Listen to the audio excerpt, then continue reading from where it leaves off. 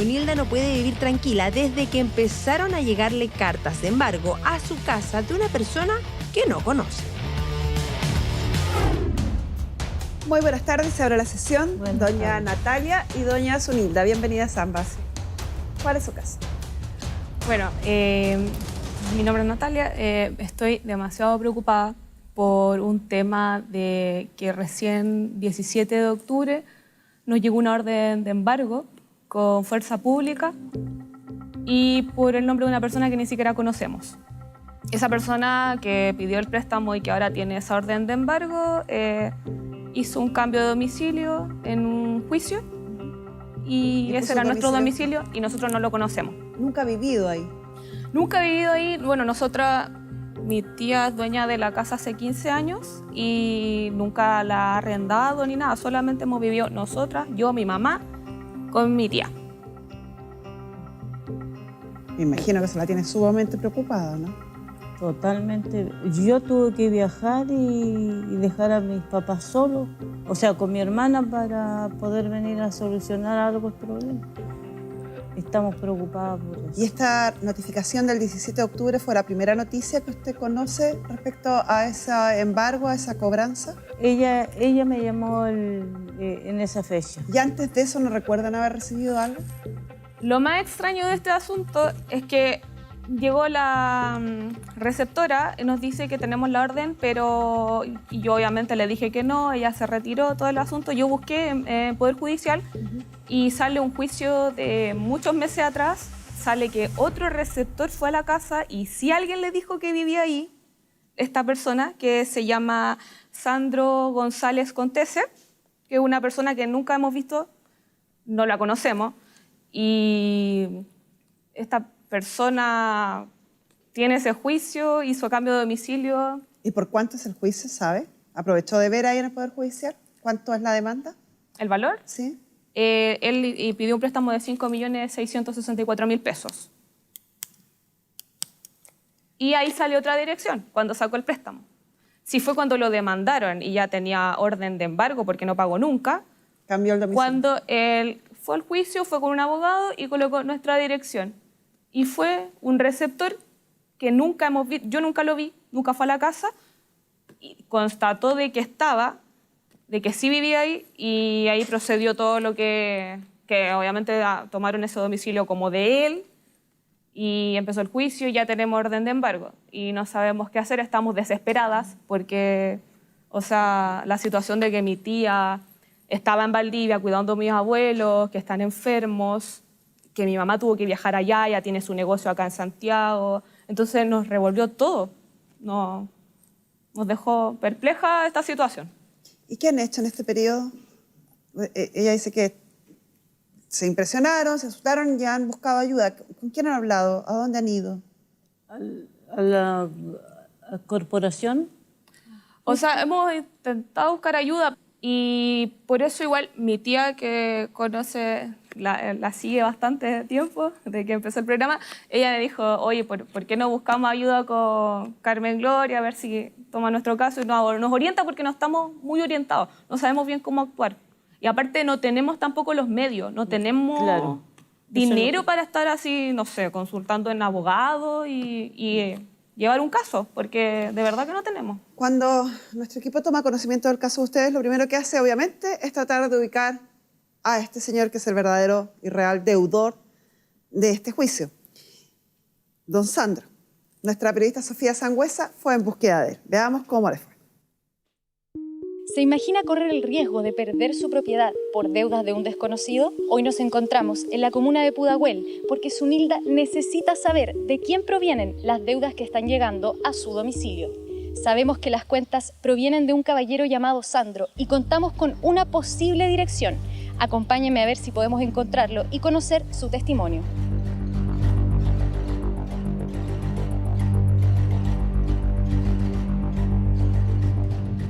¡Aló!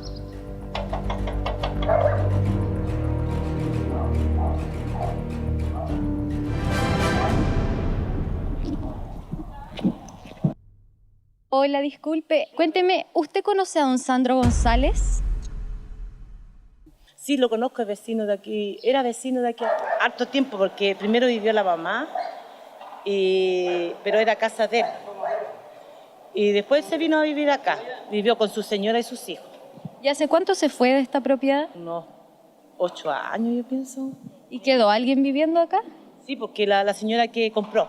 Él habría vendido esta propiedad y se habría ido. Sí, él la vendió. Yo pienso que él la vendió porque igual tenía hartas cosas que pagar. ¿Tenía deudas quizás? A lo mejor tenía deuda y tenía que pagarlo, entonces por eso se fue a vivir con su suegra. La ex vecina de Sandro nos dio un dato muy importante, el nombre y una posible dirección de la esposa de Sandro. Vamos a ir en búsqueda de ella, a ver si podemos encontrar el testimonio de él. Carmen Gloria, pudimos hablar con la madre de Sandro y uno de sus hijos. Lamentablemente no quisieron dar su testimonio a cámara, pero nos comentaron su preocupación de la deuda que estaría enfrentando Sandro, quien no ha podido hacerse cargo porque no tiene un trabajo estable y vive de allegado en la casa de su madre junto a su familia. La madre de Sandro nos comentó que ella y su hijo vivieron en la casa de la señora Zunilda justo antes de que se vendiera y que además su madre estaría corriendo el riesgo de ser embargada al igual que la señora Zunilda. Él dice que habría vivido en su casa. Yo hace como 15 años que tengo la casa y no lo conozco. O sea, Yo nunca si él le he vivió ahí arrendado. fue antes de 15 años. Claro, yo creo, Lo más probable. Nadie lo conoce. porque yo no lo conozco. Complejo y además sumamente común. Esto de que llegue una orden de embargo a una propiedad y que uno desconozca quién es el deudor, no sepa de dónde salió, a uno como abogado le toca escucharlo varias veces. Y lo peor que uno puede hacer es no hacer nada. Porque si uno no hace nada, si el tribunal no se entera de que ese no es el domicilio del deudor, efectivamente el juicio sigue andando y van a tener que asumir las consecuencias del juicio, que es finalmente retirar los bienes, remate público, para pagar la deuda de otro. Por eso que le pedimos que viniera a nuestro programa a Mario Espinosa, el gerente general de Defensa de Deudores, para que nos explique en detalle qué hacer en estos casos. Hola, Carmen Bienvenido, Gloria, Mario. ¿cómo estás? Bien, muchas gracias. Escuchaste la historia y conversaste además con las partes. Sí, y como tú bien decías, o sea, esto no es algo tan raro.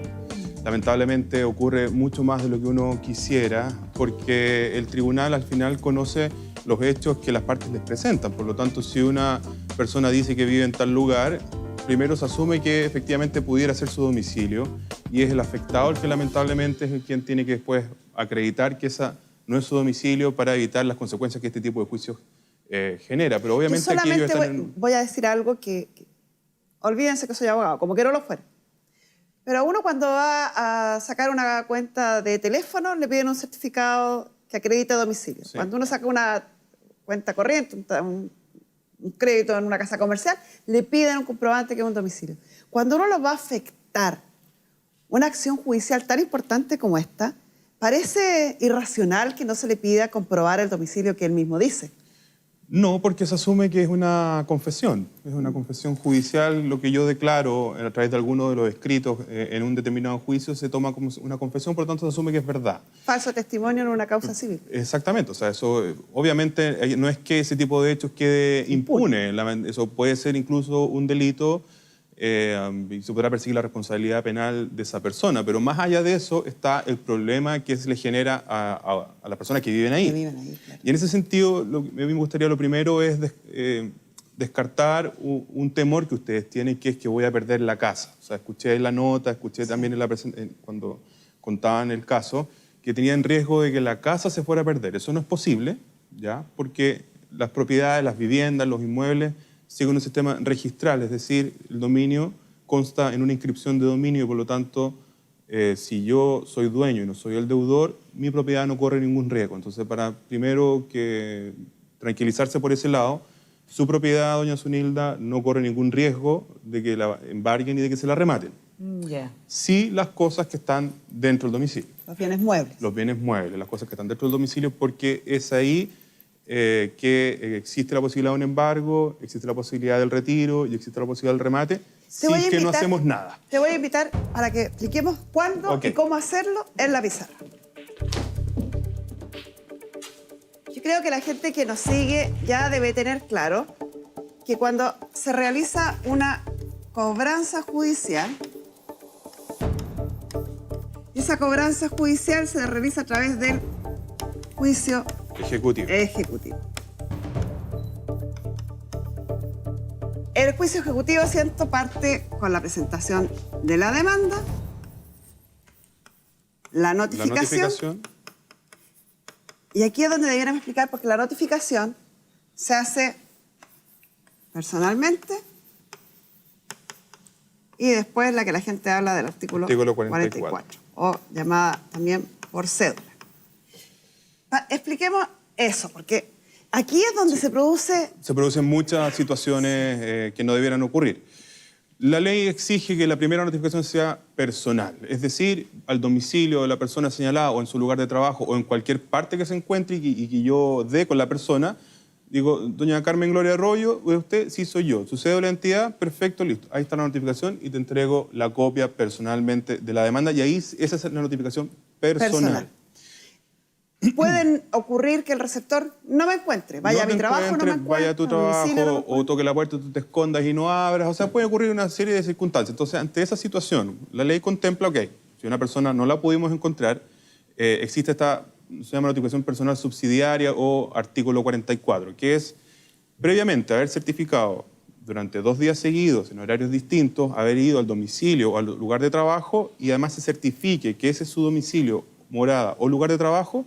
El receptor judicial certifica esa situación y se permite de esa forma ya no notificar personalmente, sino que dejar una cédula o una fotocopia de la demanda en ese domicilio, en ese lugar de trabajo, pero exige que el receptor certifique que la persona vive ahí. O sea, el receptor debió haber hablado con alguien que le dijo, sí, este caballero vive ahí. Con alguien del domicilio, con alguien de un vecino, etcétera. Y digo, sí, aquí el deudor vive acá, me consta que vive acá, y eso lo tiene que certificar en el proceso. En el caso en particular, aquí lo que pasó, que ni siquiera fue necesario hacer esto, porque aquí lo que pasó que el propio señor fue al tribunal y confesó que vivía en la casa de la señora. Claro, y por lo tanto, por eso se dio como efectivo ese domicilio.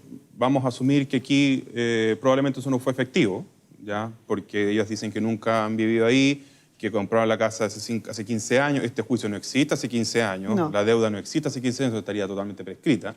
¿Ya? Pero lamentablemente el tribunal no realiza una verificación. ¿Ah? Por supuesto que si yo miento en un juicio, eso es un delito, ¿ok? Y genera para mí responsabilidad penal y las personas afectadas pueden perseguir esa responsabilidad e incluso una indemnización de perjuicio. En esta notificación se notifica la demanda, se hace el cobro, requerimiento de pago, que se llama. Requerimiento de pago, como se llama de manera técnica. Para que nadie me... Después dicen que un poco... Que uno no sabe de derecho. Claro. Ya. Se le hace el requerimiento de pago y queda citado para concurrir generalmente a la oficina dentro del tercer día. A la oficina del receptor, cuando la notificación no es personal, el requerimiento de pago se hace en un acto posterior que se deja donde se llama cédula de espera, ya que es una citación a la oficina del receptor para requerirte de pago personalmente, porque la ley te obliga a hacer el requerimiento personal, o bien en tu rebeldía, si citado no compareces. Ya. Y ahí pasamos al plazo para oponer excepciones, y paralelamente a eso surge para el acreedor la posibilidad de embargar bienes.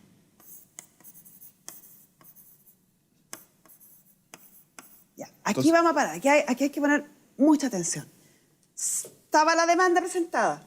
Se notifica la demanda, que esta es la parte importante que deben poner atención en sus casas. Cuando les llegue la notificación de la demanda, empieza a correr el plazo para poner excepciones. 4 días. Hay casos excepcionales donde es más, pero me gustaría que nos quedemos en los 4 días hábiles.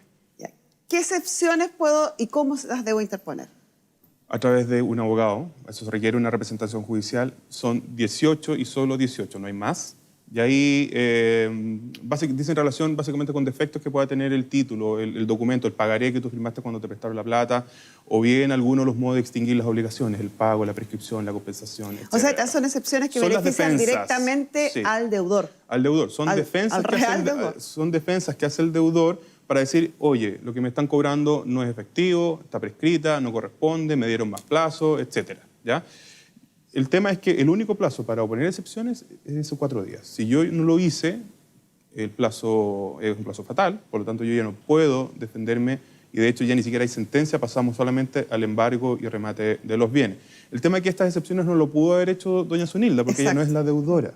Eso es importante recalcarlo, esto es solo para el deudor. Solo para el deudor. Esto tendría que haberlo hecho don Sandro.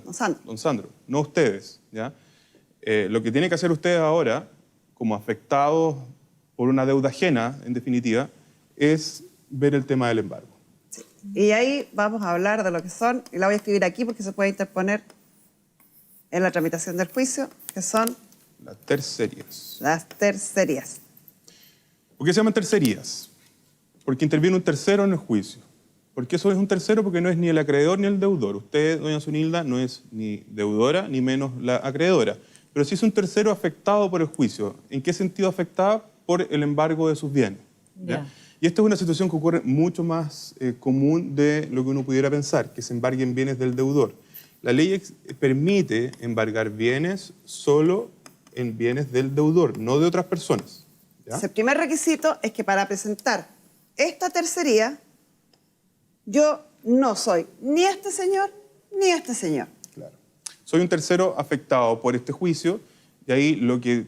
Porque acá puede ocurrir que si yo no hago nada, la única forma en que el tribunal puede enterarse de que los bienes embargados no son del deudor es a través de la tercería. O sea, Porque debo presentar un escrito a través de un abogado al tribunal en este juicio para decir que yo no soy ni acreedor ni deudor. Porque de lo contrario, el tribunal se queda con esta presunción de veracidad respecto a lo actuado por el receptor. El receptor es ministro de fe, por lo tanto, si él certificó que el deudor vive ahí, que ese es su domicilio, asume que los bienes son del deudor. Por lo tanto, si yo no hago esto, van a pasar al embargo. Embargo, retiro, remate. ¿Ya? Entonces, el embargo es algo que nosotros no podemos evitar que ocurra. Porque el embargo es un inventario y tasación de los bienes, no es el retiro de los bienes. ¿Ya? Y es algo que ocurre en la 99% de los casos de juicio ejecutivo. ¿Ya? Recalquemos eso. El embargo no es lo mismo que retiro. Eso es algo embargo es cuando va el receptor con su bandejita paseándose y anotando los bienes. Un carabinero, ¿ya? Y toma nota de los bienes y hace un inventario. Un televisor, LCD, marca tantas pulgadas, un juego de LIM, bla, bla, bla. ¿Ya? Expliquemos otro punto que lo nombraron y que los temaron. Las cosas no se las llevan, quedan ahí. Expliquemos un punto que les preocupó a ellas, porque suena, además, cuando uno desconoce el tema, suena de susto. Con auxilio de la fuerza pública. Claro, el auxilio de la fuerza pública es más que nada una protección al receptor judicial. ¿Y qué puede ocurrir? Que ustedes por la fuerza eviten que la persona ingrese al domicilio, ¿ya? O traten de agredir. Entonces esto va con facultad de allanamiento, es decir, de ingresar al domicilio sin autorización del residente, ¿ya? En general, la fuerza pública, no menos que se trate de un delito flagrante, no puede ingresar a un domicilio en particular. Necesita una autorización judicial, en este caso se llama allanamiento. Y la segunda facultad es descerrajamiento. Si no hay nadie, a través de un cerrajero pueden abrir la puerta, hacer el trámite y dejarla cerrada. No es que echen la puerta abajo ni rompan la chapa, no. Se abre, se cierra y se van. ¿Ya? Y es con auxilio de la fuerza pública, más que nada por una protección al receptor, uno, y una certificación de que en el fondo las cosas van a ser como corresponde. ¿Ya? Pero no es que vayan a agredir al deudor, al residente, ni una medida de presión, es básicamente de protección hacia el receptor judicial. Y en ese caso, el embargo con auxilio de la fuerza pública tampoco quiere decir que va a ir Carabineros a ayudarle a llevarse las cosas al receptor. No, es solamente un inventario y tasación de los bienes, toman nota de las cosas que están en el domicilio y nada más, las cosas quedan ahí. El tema es que si esos bienes no son del deudor y usted no hace nada, el paso siguiente es el retiro de los bienes. ¿Ya? Por lo tanto, acá es indispensable que tengamos que presentar una tercería porque de lo contrario se va a producir el retiro de los bienes. Y después del retiro viene el remate. Aparece ya 2 veces frustrado. Una vez que nadie supo, o sea, la persona colocó ahí que no abrieron y... Acá. Ese es el frustrado. Y segunda vez que fue la chica que... La última, que ahí yo me enteré realmente qué pasó y ahí también aparece frustrado y ahí ella sí dice la verdad y que no vive esa persona hace 15 años, pero yo igual entendí por todo el juicio que eso ya no tenía mucha validez. Me habla de 2 frustrados distintos. Sí. Uno es el frustrado de la notificación, que es este. Y otro del embargo. Y el otro es frustrado el embargo, exacto. Ya hay una buena noticia, ¿ya? ¿Por qué? Afortunadamente un receptor que ejerció su cargo como corresponde, que quizás no responsablemente, de manera honesta, porque son ministros de fe, por lo tanto se presume verdad y tiene presunción de veracidad sobre sus actos, ¿ya? Estampó embargo frustrado, es decir, que se certificó que el deudor no vive ahí. Entonces, si usted me pregunta, ¿qué va a pasar en su domicilio? Es muy probable que ya no pase nada más. Porque al haber un embargo frustrado y una certificación del embargo frustrado, no van a autorizar un nuevo embargo en ese domicilio. ¿Ya? Por lo tanto, en ese sentido, yo me quedaría tranquilo. ¿Ya? Si el expediente dice una certificación que concurrí a domicilio tanto, acompañado por la fuerza pública representada por cabo X, y no pude trabar embargo porque se me acreditó que el deudor Sandro González, no me recuerdo el nombre. Sandro González Contese. Sandro González Contese no vive ahí, sino que vive doña Zunilda y ella me acreditó que el dominio... Hace más de 15 años y le mostró la escritura. ¿Ya? Entonces es muy probable que el tema pare ahí. Ahora, eso no significa que yo me tenga que olvidar del tema. Eso te iba a decir, porque si el receptor simplemente dice que fue a embargar y no encontró al señor, o que no le abrieron la puerta, o que se opusieron, o cualquier otra cosa, y no especifica que hay cambio de domicilio, específicamente... Va a quedar este riesgo ahí... De que puedan llegar igual a hacer el retiro. Claro, ya no tan de manera inminente, ya porque es una buena noticia, como le digo, el embargo frustrado, pero eso no significa que yo me tenga que olvidar de esto. Entonces, ahí el tema es estar revisando el proceso. Entonces, yo veo algún movimiento que diga relación con un nuevo embargo, ahí hay que actuar y una vez que se produzca el embargo habría que hacer la tercería de posesión por parte de la dueña de la propiedad, que es doña Zunilda. Y explicar brevemente que la tercería, entonces, reiterar que es este escrito que presenta un abogado en este mismo juicio diciendo que los bienes que están embargados son de propiedad de ella y no del deudor. Y que por lo tanto el tribunal debiera dejarlos fuera. Ojo que eso también uno tiene que probarlo en esta tercería. Sí, la prueba típica de las tercerías es la escritura de la propiedad, inscripción de dominio, documentos que lleguen a nombre del tercerista, puede ser por ejemplo la cuenta de la luz, el agua, que puede estar a nombre de doña Zunilda. Y es muy importante también una prueba de testigos, que confirmen que doña Zunilda es la dueña de la casa, que les consta que las cosas son de ella, porque la han visitado, etc. Con esa prueba, la verdad es que no debiera haber problema. Si el tema aquí, es la molestia, que es algo que están pasando por algo que no debieran pasar. El susto, que significa temas judiciales que son desconocidos en general para la mayoría de las personas y hay muchos mitos alrededor de ellos. Pero aquí la recomendación es estar atentos, ojalá poder revisar el juicio, no todos los días, ni una vez a la semana, pero de vez en cuando. Mientras esté el embargo frustrado, no hay riesgo. Entonces, con embargo frustrado, ¿usted me quiere decir que yo no debo hacer la tercería o igual la puedo hacer? No la puede hacer, no la debe hacer porque no procede que la haga. La tercería supone un hecho previo que es el embargo efectivamente realizado. Las tercerías preventivas no existen. Claro, porque ella, la última chica que fue, la receptora, iba a hacer el listado, claro, pero no lo hizo. No lo hizo y estampó embargo frustrado, que es algo que debería haber hecho y está correcto. Claro, está archivado ahí. Está correcto que lo haya hecho así porque es lo que correspondía hacer. Afortunadamente. Afortunadamente. Pero si no hay un embargo, que es este inventario, que vas a ver de inmediato si es que ocurrió. Dicho de otra manera, si me van a entregar un documento judicial a mi casa y yo no conozco a la persona a la que se la van a entregar, no lo reciba. No lo recibo y le explico a la persona que esa persona no vive ahí. Y ojalá acreditarle con alguna documentación para que no se quede solo con mis dichos, sino que efectivamente le conste que la persona vive ahí y pueda estampar búsqueda negativa.